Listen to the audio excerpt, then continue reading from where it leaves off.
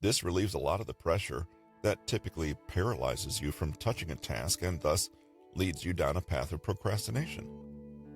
With Newton's first law of motion, you'll find that once you start, you will tend to keep going on your task. So, rather than wait for an enormous amount of motivation before starting, just go ahead and start small.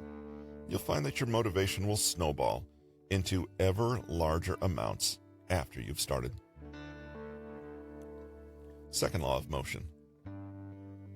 Newton's second law of motion explains how a particular force affects the rate at which an object is moving.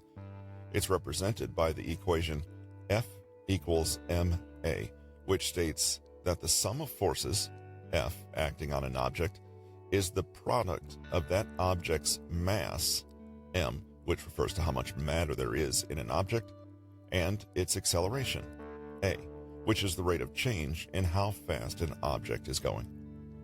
In other words, the second law of motion dictates how much force is needed in order to accelerate an object of a particular mass in a certain direction. And, as illustrated by the equation, the relationship between these three variables, force, mass, and acceleration, is proportional. The greater the mass of an object, the greater the force required to accelerate it.